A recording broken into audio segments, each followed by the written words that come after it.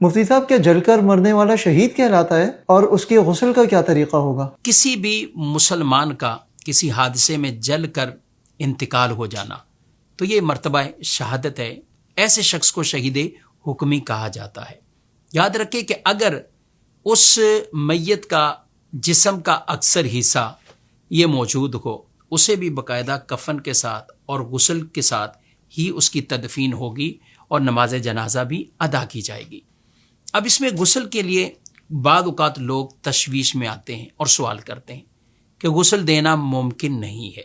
اگر تو کسی کا جسم اتنا جلا ہو کہ غسل جیسے نارمل میت کو دیتے ہیں ان کو بھی دے سکتے ہیں، اور ان کے جسم کے گوشت یا دیگر اعضاء ٹکڑے ٹکڑے نہیں ہوتے تو پھر انہیں غسل باقاعدہ ہی دیا جائے گا.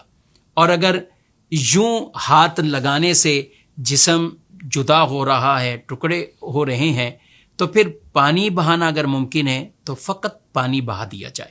اور اگر کسی میت کا اکثر حصہ اتنا جل چکا ہے کہ نہ پانی بہا سکتے ہیں نہ اسے نارمل طریقے سے غسل دے سکتے ہیں تو پھر اسے تیمم کروا دیا جائے. تیمم سے یعنی چہرہ اور ہاتھوں کا تیمم. اور اگر کسی میت کے ساتھ یہ معاملہ ہو کہ چہرہ اور ہاتھ بھی اس کے متاثر ہیں کہ تیمم بھی نہیں ہو سکتا، میت کو وہ پٹیوں سے لپیٹا ہوا ہوتا ہے، تو پھر پٹی کے اوپر سے ہی مسح کر لینا یہ کافی ہوگا. اس کے لیے پٹیوں کو کھول کر پانی بہانے کی یہ حاجت نہیں ہے. اور اگر بالفرض اوپر سے بھی مسح کرنا دشوار عمل ہو کسی میت کے ساتھ تو پھر وہاں غسل ساقط ہو جائے گا، یعنی وہاں غسل میت کے وہ احکامات نہیں رہیں گے. یہ اللہ پاک کی طرف سے معاف ہے. لیکن یہ یاد رکھے پوری ڈیٹیل کے ساتھ یہ مسئلہ جہاں نہلانا ممکن ہے تو باقاعدہ غسل دیا جائے. اگر ہاتھ لگانے سے میت کے جسم کے اعضاء چھوٹ رہے ہیں تو پھر پانی بہا دیا جائے. ورنہ اگر یہ بھی نہیں ہو سکتا تو تیمم کر لیا جائے.